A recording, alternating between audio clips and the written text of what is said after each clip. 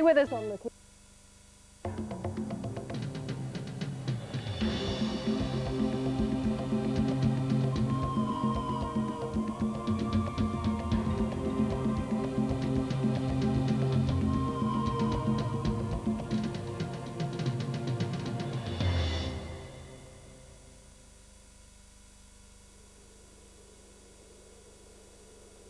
In biblical times, Israel was sometimes called the land of the gazelle.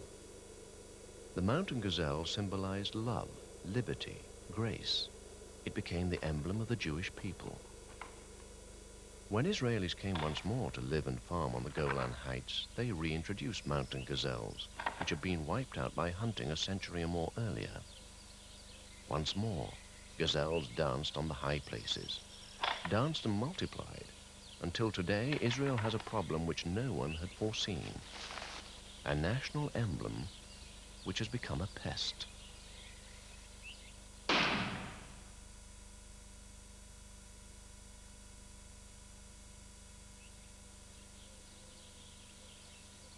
In the ruins of the palace built by the Sultan Hisham near Jericho, a mosaic floor from the 8th century depicts the gazelle of Israel falling prey to the Arab lion, as indeed it had a century earlier.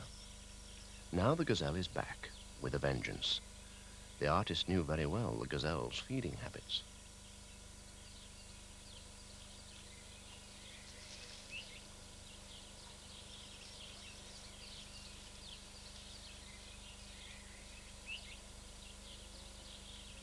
Gazelles breed all the year round, with a main peak in the autumn, but spring is a time of considerable activity. A territorial male will mate with as many females as he can defend from other males, sometimes as many as 50. The fights are ritualized, but the stakes are very high.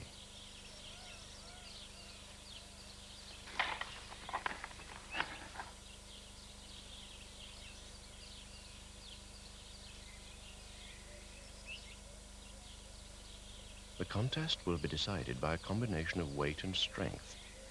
A few brief horn-to-horn contacts are usually enough to let each contestant know where he stands.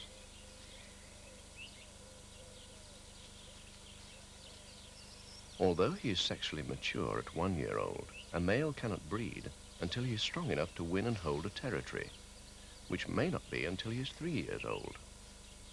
Horning plants and urinating are ways of marking the boundary. Any male which drops out of the competition for any reason, whether it's old age, injury, or death, will be replaced immediately.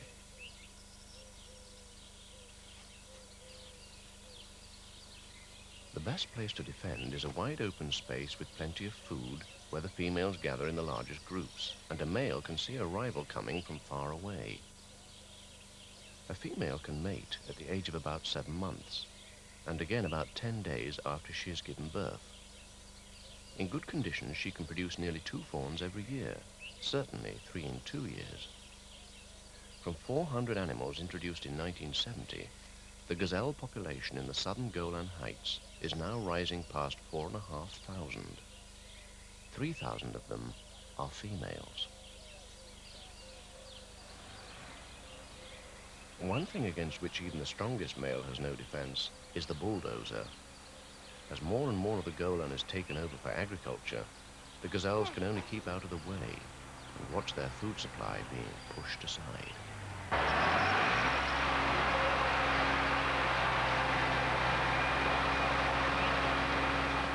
But the bulldozer produces wide open fields with all the rocky hillocks leveled. A male gazelle can control a huge territory in such a perfect breeding arena. Corn, tomatoes, and grazing for cattle form a nutritious diet. On the lower slopes, groves of fruit trees offer an appetizing supplement. The farmers' improvements have improved the lot of the gazelles.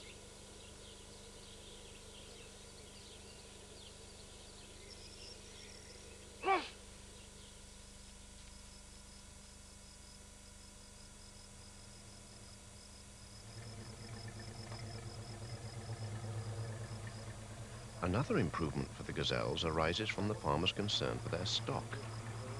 The Golan Heights have a varied population of predators, including jackals, which the farmers accuse of killing calves. It's equally likely that the jackals are scavenging stock which died of natural causes. But to pacify the farmers, rangers from the Nature Reserves Authority hunt jackals at night when they're most active. In fact, jackals may be the principal predators on gazelles. By shooting them, the authority is protecting or even boosting the gazelle population.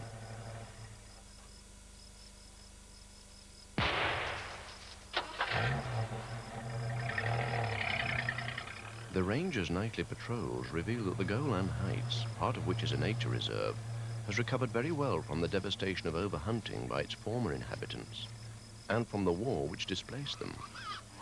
Wild boar are very common, even though they are enthusiastically hunted by both Arabs and Israelis. Porcupines are regularly seen at night, though they spend the day in hiding.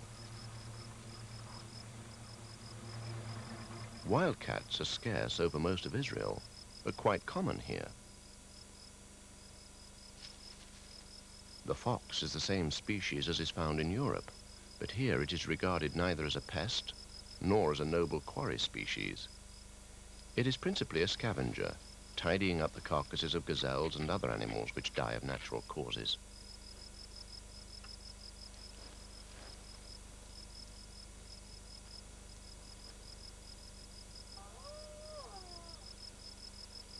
The fox is no match for the hyena, an altogether heavier class of scavenger.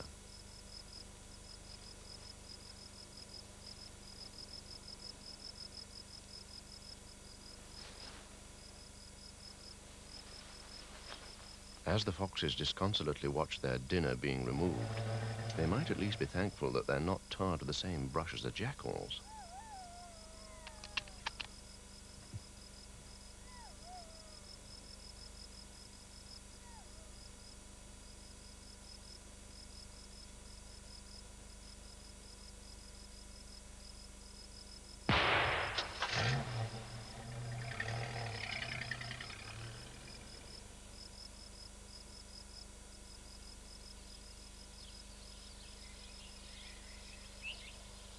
The slaughter of the jackals protects the gazelle at the most vulnerable point in its life cycle, the first month.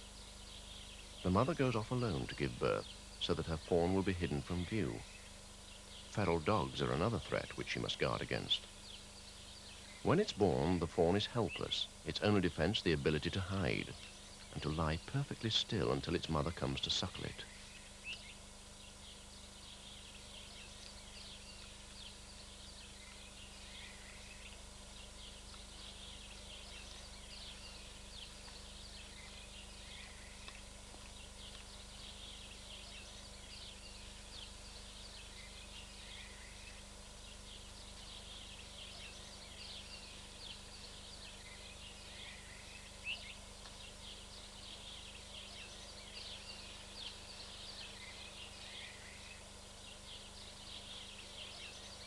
It keeps alert for danger, but only so that it will not be startled into sudden movement. Lying still in the grass, it becomes invisible. A family of woodchat shrikes benefits from the abundant insect life of high summer.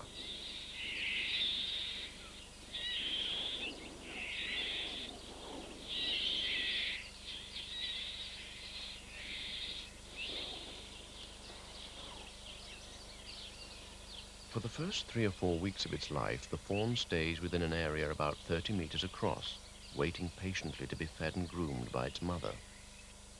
The extraordinary thing is that 65% of the fawns survive to the end of their first year. If there were more predators about, that figure would be much lower.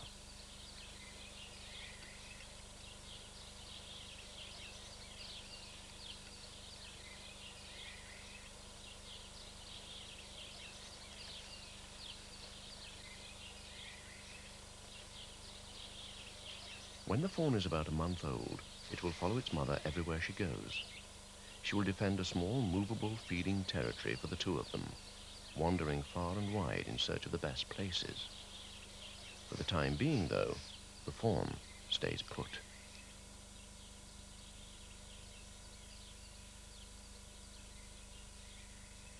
At this time of year, the bachelor males are separated from the rest in their own herd. The breeding males defend their territories, mating with any females which come into season as they pass through. Within 10 or 15 days of giving birth, the mother will be pregnant again. Until she dies at 8 years old, barring accidents, she will produce a steady stream of fawns every 7 or 8 months, producing milk to feed them from her rich diet of corn shoots and selected grasses in the pastures so conveniently planted for her by the long-suffering farmers.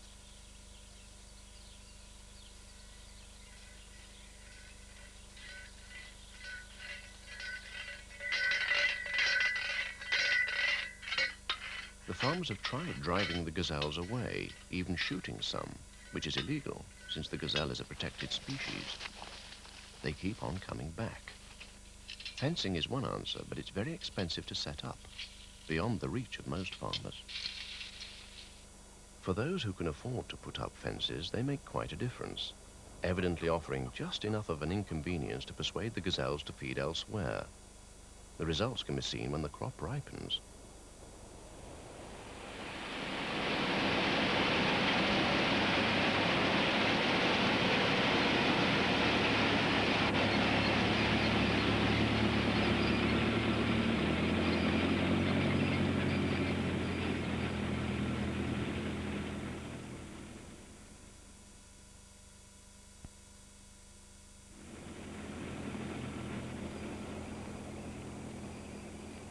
By now it's late summer, the driest part of the year, a hard time even for these hardy animals.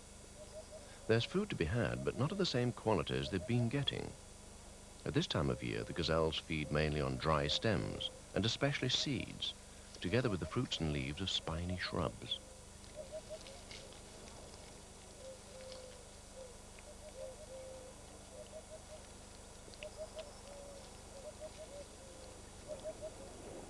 Where they can reach them, they browse from trees. You can tell gazelle country at a glance. Like those in English parks, its trees have a clear browse line just above the animal's head height.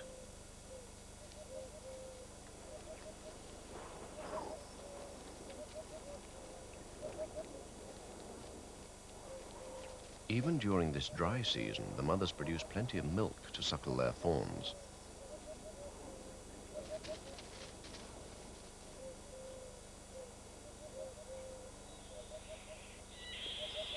The shrikes have a new range of insect prey.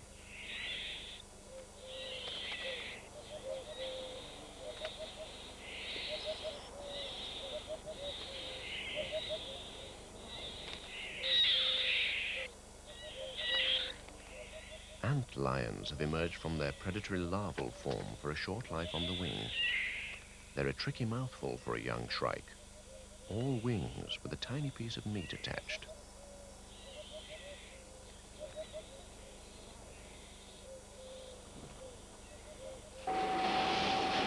Among the seeds of summer is one variety which does the gazelles no good.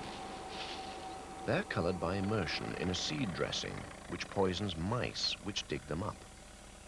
Gazelles are colorblind, and they don't find the seeds by digging them up.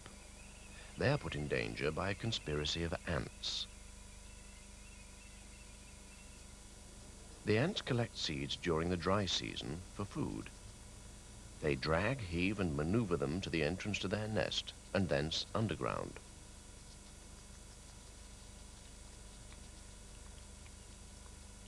Gazelles have exploited these opportune collections of seeds for thousands of years as a food supply which appears just when they need it most. Unfortunately, it is now a death trap rather than a lifeline.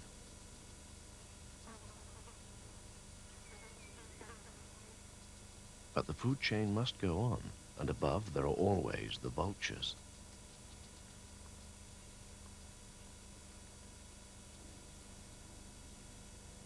Scavengers of all kinds come into their own in the dry season, when the mountain burns every year. The fires are man-made to improve the grazing, but the result is to produce a heavy stress on all the wild animals, as their food supply, such as it was, goes up in smoke.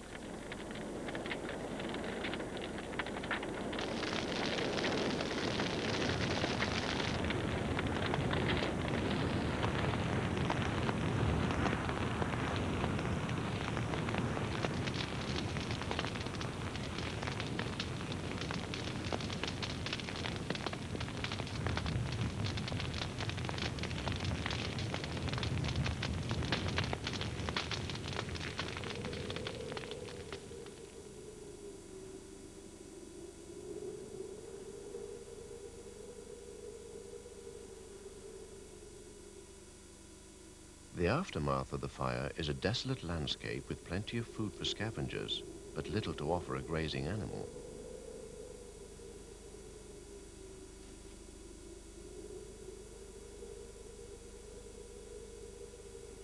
A few scorched seeds are all the gazelles can find.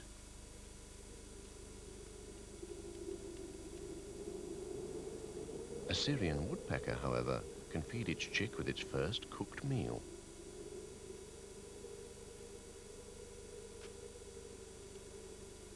For the gazelles, the time has come to look for another source of food.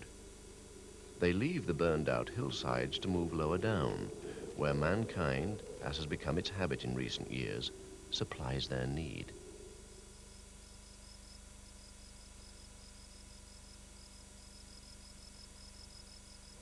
They move quietly by night among the haunts of man, helped by a group of wild boars, which conveniently lift the fence which the fruit grower thought would be his insurance.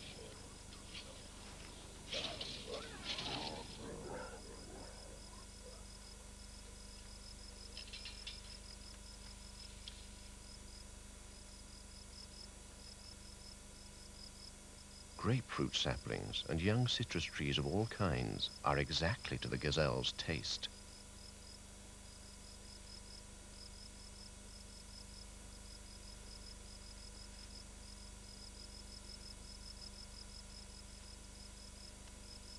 When he has eaten, a young buck leaves his card.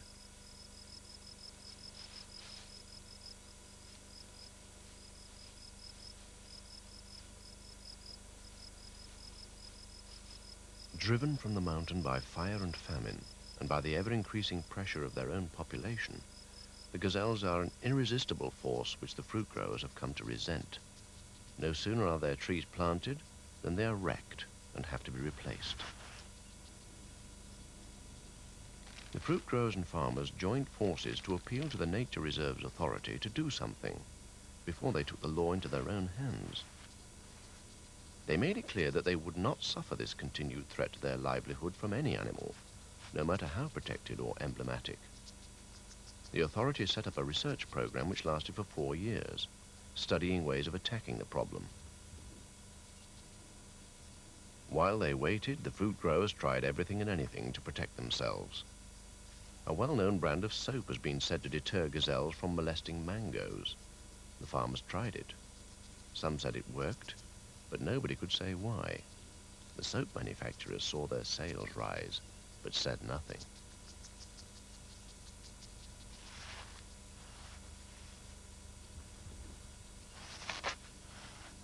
Finally, with all the evidence in, the authority decided that for 2 experimental years they would wage war on the gazelles to cut down their population to a manageable size. They sold licenses to local hunters and set a quota of 2,000 animals for the first year to be killed between November and March in selected areas on 1 hunting day each week. Unlike most Israelis, Arabs have a long tradition of hunting. The response was enthusiastic. Gazelle meat is worth nearly 4 times as much as beef, so the hunters were keen to get what they could. The first permits were for 1 male and 2 females for each hunter, but most of the hunters shoot on sight without much regard for the gender of their quarry. Also, males have more impressive horns, which look good on the front of the Jeep on the way home, even if they are tougher than females. The result of the hunts was that males and females were killed in roughly equal numbers.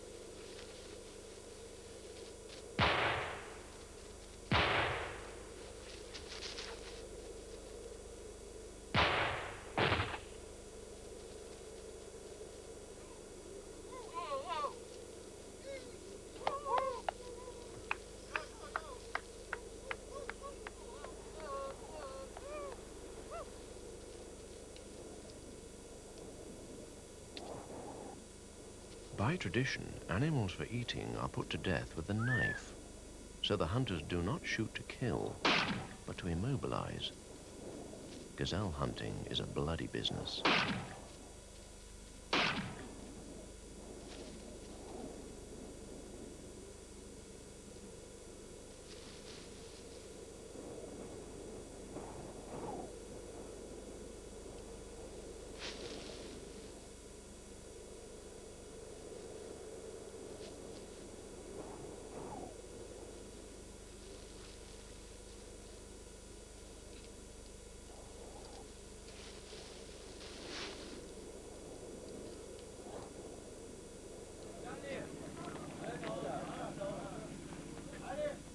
The research by the Nature Reserves Authority showed that to reduce the population, the hunters should be killing 4 females for every male. In addition, there should be some permanent division between the cultivated land and the remaining wilderness. By straying onto agricultural land, the gazelles were not only eating crops and wrecking fruit trees, they were spreading foot and mouth disease as well. The scientist who led the research, a long-term student of gazelles, is Dr. Dan Bacharav. He is disturbed by the idea of hunting his favorite animal, but sees it as the only way. Bacharav's computer model revealed that the problem lies with the females, relentlessly fertile and permanently pregnant. Unless they can be drastically reduced in number, the population will continue to grow. Shooting males is a waste of ammunition, except for the hunters, because there are always so many waiting in the wings for their turn to take over a territory. The hunting is to continue for a few more years. It helps a little, and the income from the sale of licenses will be spent on future research into the gazelle problem. But the problem is not solved. It's partly a question of manpower and therefore of money, which neither the government nor the farmers can spare. The Arab hunters are the principal beneficiaries from the curious problem of Israel's national animal.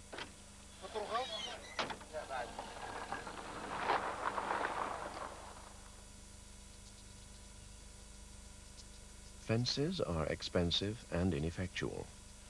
Hunting is only marginally effective in controlling the gazelle's numbers. Yet the mayhem of 16 hunting days each spring keeps the farmers from destroying every gazelle in sight. The predators could do more to control the population, but if they return in sufficient numbers, they will be accused of taking the farmer's stock, not gazelles. The more land the farmers cultivate, the happier and more fruitful the gazelles will be. To the people of the cities, the gazelle may be an emblem of all their country stands for, but to the farmers and the conservationists, it's a problem as thorny as any that ever tested the wisdom of Solomon.